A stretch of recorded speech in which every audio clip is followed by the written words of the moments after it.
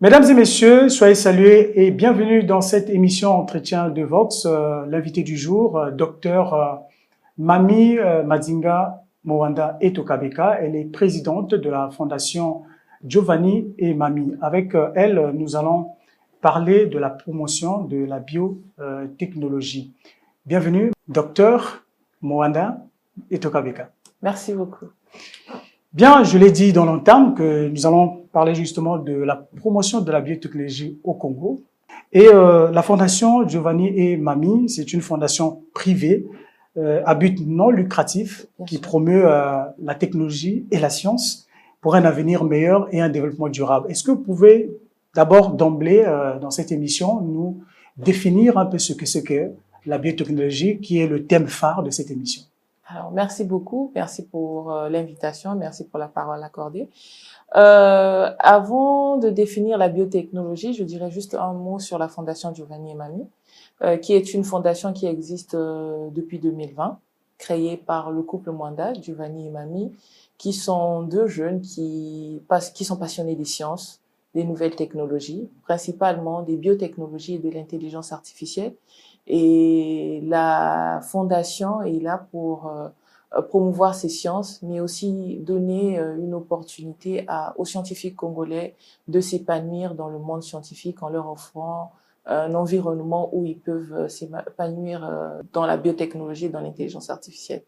Alors la biotechnologie, ça sonne un peu, ça fait un peu trop technique, mais sinon c'est pas compliqué. C'est toute technologie ajoutée à la biologie. Ça peut être les mathématiques. Le plus simplement possible. Oui. Technologie ajoutée à la biologie. Voilà. Donc, ça peut être les mathématiques, ça peut être les sciences physiques, ça peut être le numérique, l'intelligence artificielle, la chimie. Et juste un exemple simple de la biotechnologie, c'est la fabrication du yaourt. Donc, on a une technologie à laquelle on ajoute à la biologie pour améliorer un produit qui existe ou bien pour créer un nouveau produit. Le yaourt, on avait du lait qui devient yaourt, du jus, on avait un jus de fruits qui devient alcoolisé, de la bière ou bien du vin, c'est de la biotechnologie. Et quel avantage ça vous apporte lorsque vous associez l'intelligence artificielle? C'est vrai qu'on en parle, c'est l'actualité. L'intelligence artificielle apporte quoi dans tout ce que vous faites comme biotechnologie? L'intelligence artificielle apporte beaucoup parce que avec l'intelligence artificielle, on a la facilité de faire ce qu'un être humain ferait en plusieurs années. On a la facilité de faire ça très rapidement. Ça nous permet de très vite gérer les données, très vite analyser des données, très vite avoir les résultats qui manuellement nous auraient pris des années. Et donc du coup, je pense que l'intelligence artificielle rajoute un plus à la biotechnologie. C'est un peu la rapidité dans... La rapidité, mais aussi l'efficacité.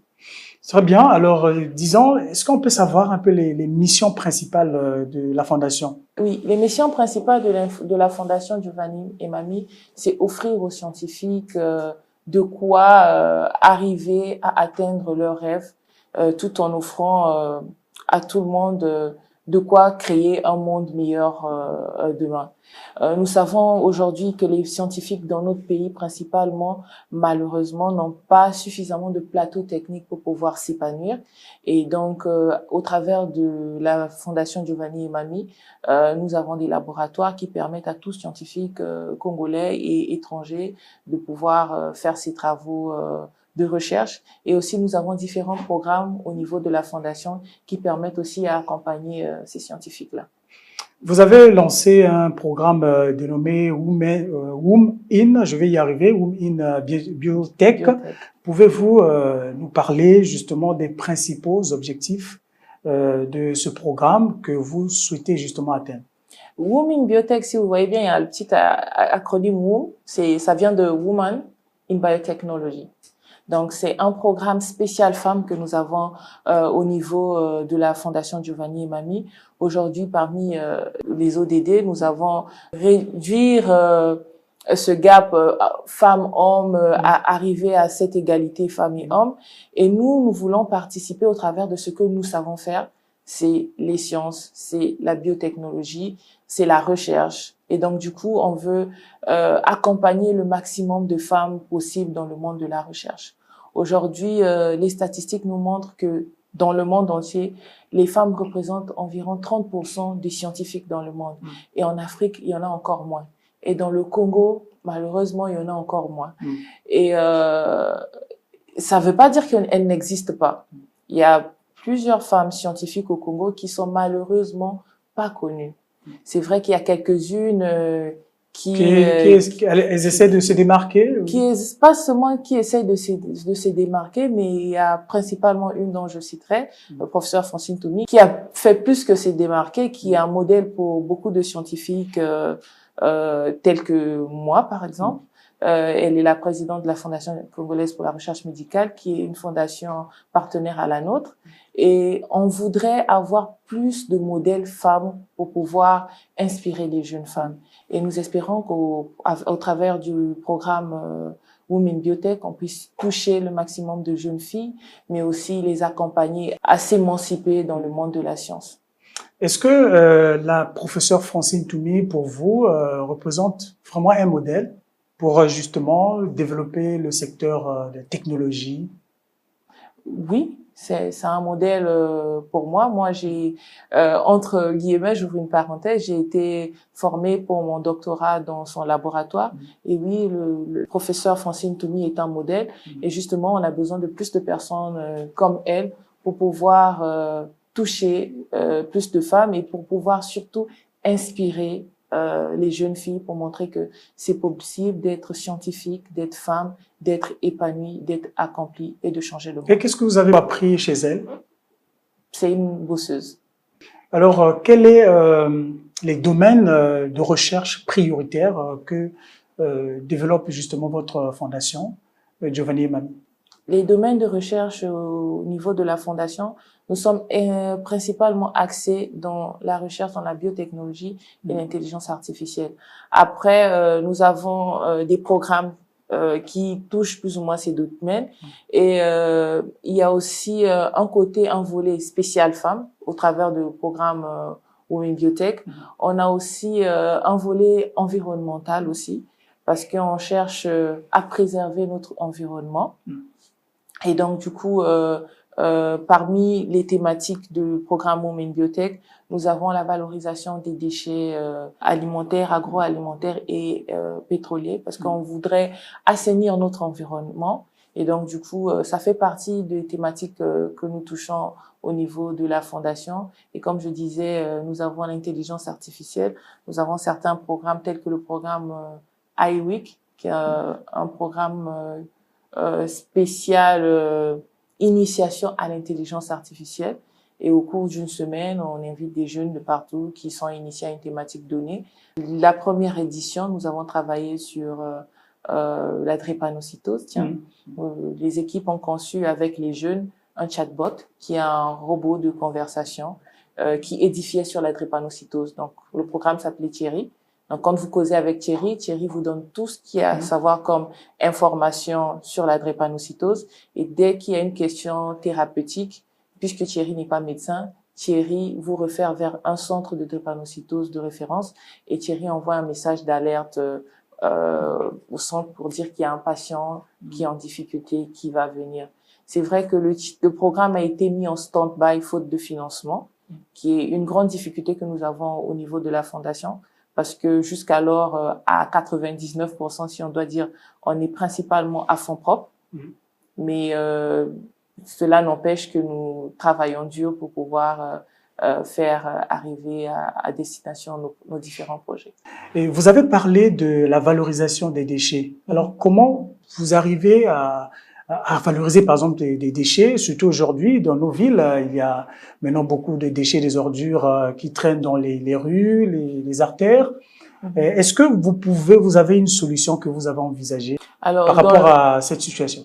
Justement, une des orientations du programme Women Biotech. Alors, le programme Women Biotech, c'est un programme de stage, une bourse d'excellence qui est offerte aux meilleurs profils femmes.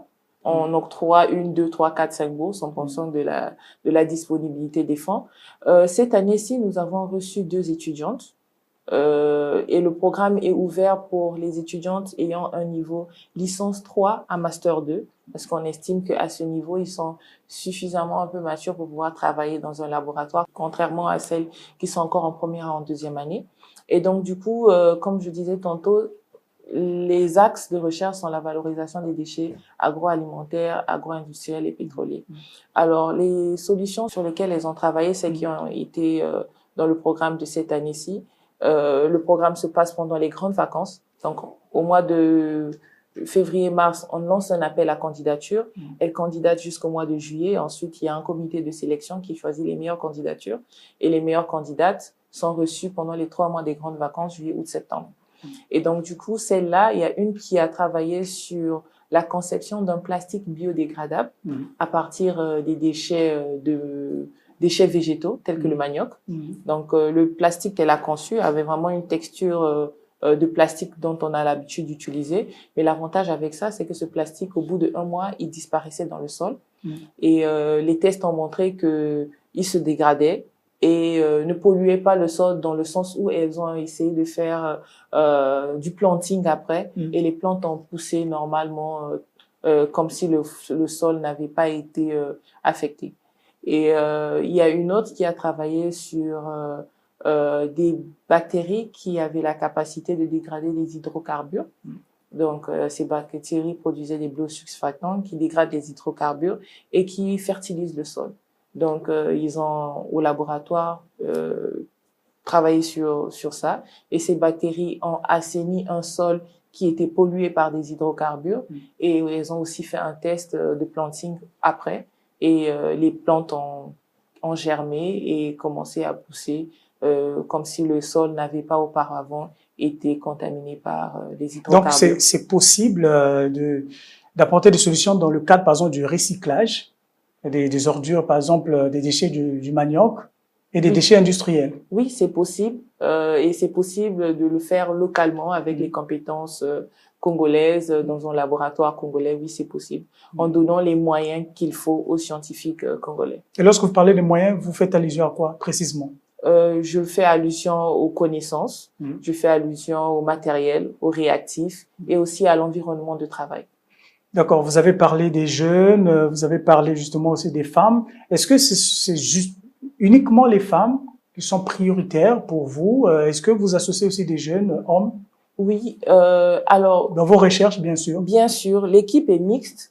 C'est vrai que Women Biotech, c'est un programme spécial femmes, mais tous les autres programmes que nous avons au niveau de la fondation, que ce soit iWeek, que ce soit FGM Talk, que ce soit Zoom Sur, ce sont des programmes mixtes. Mais c'est que on a cette petite touche féminine pour le programme Women Biotech, c'est parce qu'il y a peu de femmes dans le monde scientifique, c'est cette fleur qu'on leur lance. Mais sinon, pour le reste des activités, nous sommes dans l'égalité de genre. D'ailleurs, notre équipe est à 45-50% femmes-hommes, et ils ont les mêmes opportunités. Donc, on est dans la partialité dans le travail, mais pour atteindre cela, il faut tirer le maximum de femmes vers les sciences. Et quelle place donnez-vous à la formation des jeunes dans les domaines des sciences et même du développement durable? Avec la fondation, on a ces programmes qui sont de courte durée et on s'est rendu compte vite qu'il fallait en faire plus. Voilà pourquoi, parallèlement, on a ouvert la Giovanni Mami University cette année-ci, qui a ouvert la première rentrée académique 2024-25 en octobre. Nous avons reçu notre première vague d'étudiants. Cette année-ci, on a ouvert 2 parcours. Une licence en biotechnologie justement et une licence en modélisation sciences de données. Ça, c'est pour permettre à ceux-là de faire un master en intelligence artificielle, parce que l'intelligence artificielle ne peut pas se faire en première année. Je peux dire que nous sommes la première université ici au Congo qui est spécialisée dans la formation en biotechnologie et en intelligence artificielle. On offre un programme de qualité. On se positionne comme une université d'excellence, non seulement avec le contenu du programme, mais aussi avec les opportunités que nous offrons à nos étudiants, un environnement où ce n'est pas que théorique, mais il y a beaucoup de pratiques liées à leur formation, des opportunités de stage en local à l'étranger, et aussi on met un accent sur la langue anglaise parce que on forme nos étudiants à être bilingues. On peut pas être scientifique sans être bilingue. Donc, je crois que c'est une belle opportunité qu'on offre aux jeunes Congolais aujourd'hui. Et le déroulement des cours, est-ce que ça prend toute la semaine ou bien c'est des cours par intermittence? Et quels sont les enseignants? Est-ce qu'ils ont quel profil? Ce sont des experts locaux ou internationaux? Alors, les déroulements de cours, ça se fait comme dans toute université dans le monde. Il y a un calendrier d'activités. C'est vrai que l'emploi du temps par semaine peut varier cette semaine-ci ou la semaine qui suit, mais ça, c'est principalement dû par le programme ou bien la disponibilité des enseignants dont vous avez parlé. En tant que formation tertiaire à l'université, nous avons besoin d'un certain profil pour enseigner. L'idéal, c'est d'avoir un doctorat dans une spécialité quelconque. Les biotech et l'intelligence artificielle, ce sont des thématiques qui sont très nouvelles au Congo. Donc, nous avons la chance d'avoir trouvé certains enseignants qui sont sur Brazzaville. Donc, pour la plupart, nous déplaçons par semaine en fonction de leur disponibilité les enseignants de Brazzaville vers Pointe-Noire, parce qu'il faut noter que nous sommes situés et installés à Pointe-Noire. Donc, les enseignants viennent de Brazzaville. Nous avons pu avoir certains enseignants sur Pointe-Noire et pour les restes des enseignants, nous les avons en international partout dans le monde et ceux-là, ils font les cours en ligne.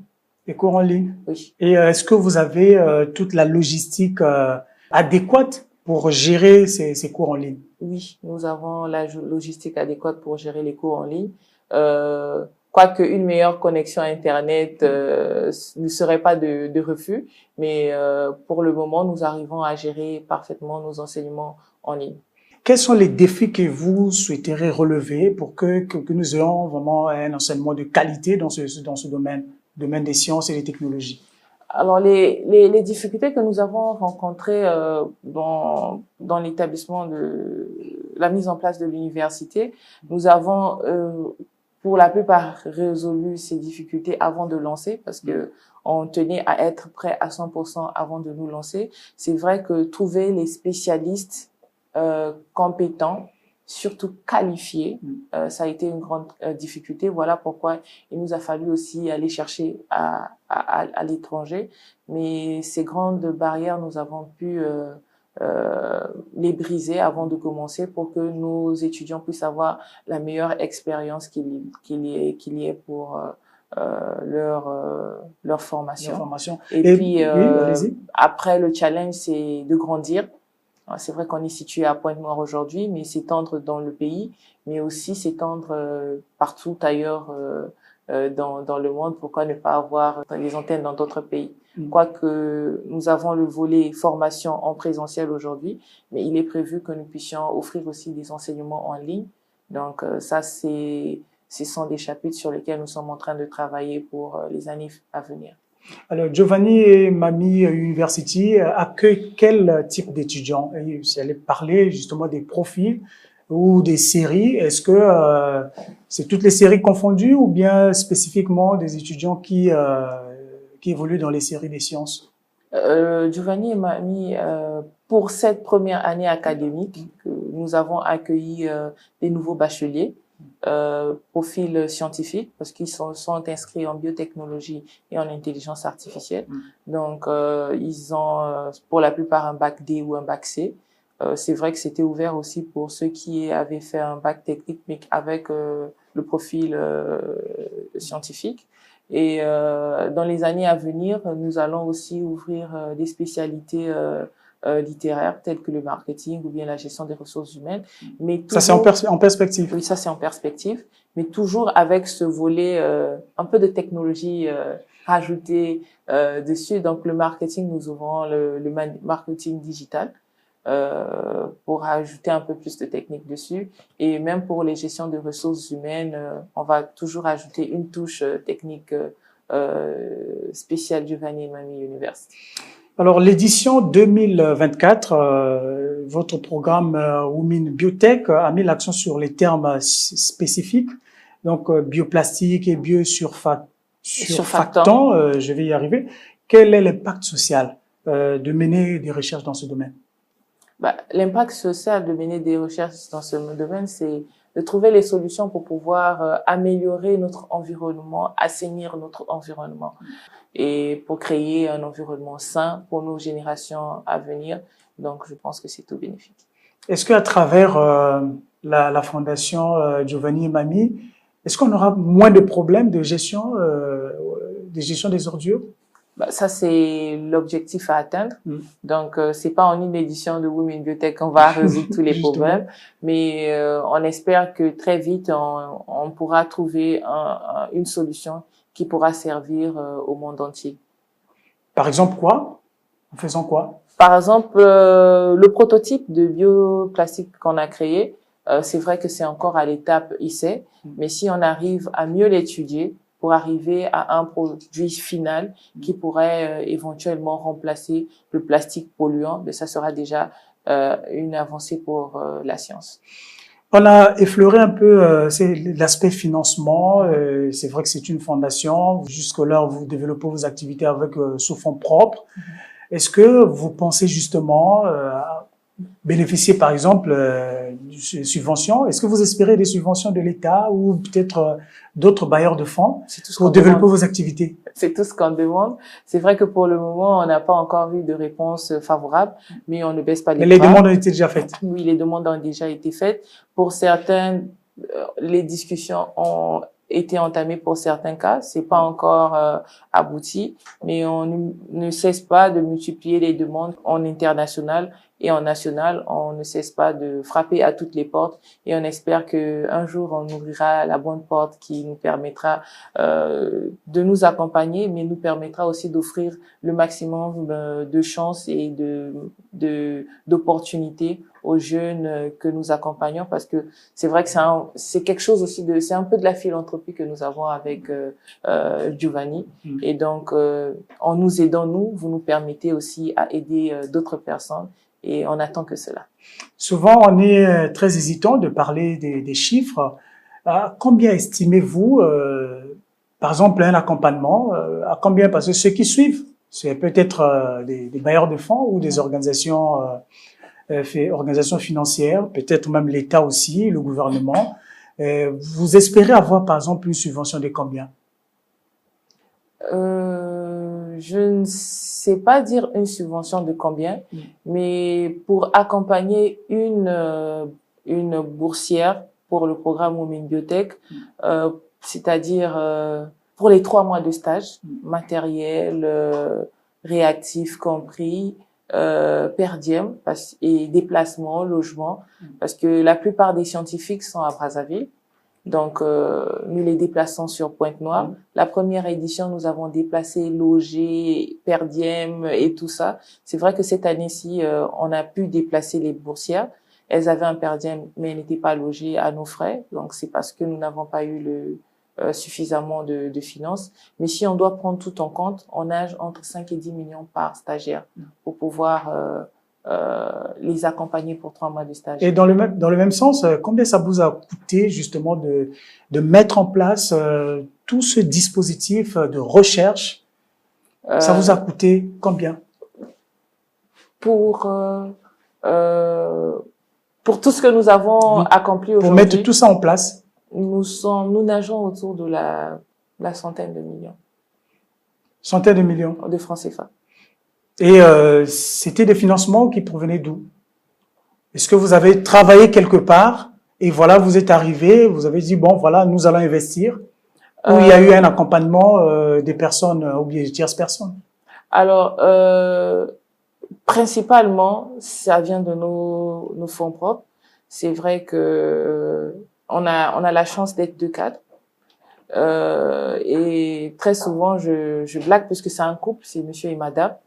Je blague en disant que les enfants à la maison, ils n'ont plus de Yoplait, ils n'ont plus de Danone. Je dis ça pour rire, mais c'est un peu la réalité que nous traversons. C'est que tout ce que nous gagnons, à 90%, nous investissons dans ce projet.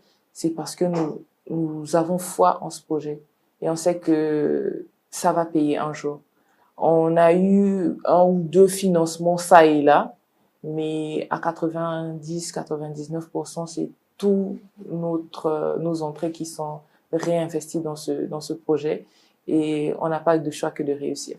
Alors, docteur Mamie Tokabeka Mwanda, elle est jeune, elle enseigne à l'université Marie Ngouabi. Comment vous vivez cette expérience? C'est pas facile. C'est pas facile parce que, encore en blaguant, je dis, je vis à Pointe-Noire, je travaille à Brazza. C'est difficile parce que je dois être présente pendant l'année académique ici sur Brazzaville pour assurer mes enseignements et gérer et la recherche et l'enseignement et le foyer et les enfants et les projets annexes entre deux villes, ce n'est pas facile. Et justement, nous voudrions bien savoir comment vous gérez toutes ces facettes. Vous êtes enseignante à l'Université Marine Ngouabi, vous êtes présidente d'une fondation et vous êtes à la tête aussi de l'Université Giovanni et Mamie University. Comment vous gérez tout ça? Une femme, est-ce que vous avez pas de problème à pouvoir consacrer quand même un peu beaucoup plus de temps pour votre époux? Bah, j'ai la chance d'avoir un époux qui m'accompagne dans ces projets. Et donc, si je dois dire, je vis entre deux avions, entre Brazza et Pointe-Noire. Et j'ai mon époux qui est là pour m'épauler, pour pouvoir atteindre tous ces objectifs. Et une partie de ma recherche est faite au niveau de la Giovanni Mamie University. Ça me permet d'avancer avec mon volet recherche de l'Université Marien Ngouabi.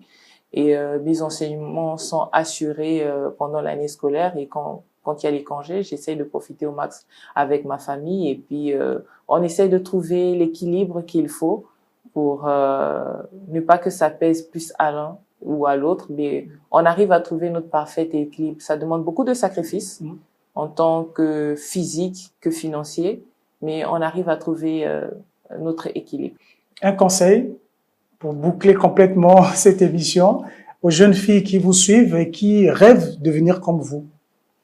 Aux jeunes filles qui me suivent, je leur demande de travailler dur parce que ce n'est qu'au bout de l'effort qu'on peut avoir le réconfort, si on doit dire comme ça, mais aussi qu'elles arrêtent de se mettre des barrières, ça ne sert à rien. Mais après, il y a beaucoup de conseils qu'on peut donner aux jeunes femmes, mais je leur demande de rêver gros parce que plus gros on rêve, mieux on a la chance de pouvoir accomplir quelque chose. Merci, docteur Mamie Madinga Moanda Itokabeka. Merci de votre disponibilité et surtout de toutes les réponses que vous avez apportées pour éveiller les jeunes filles qui rêvent justement de faire carrière en sciences. Mesdames et messieurs, vous avez compris que nous sommes arrivés au terme de cette émission. Prenez bien soin de vous. Au revoir. Merci.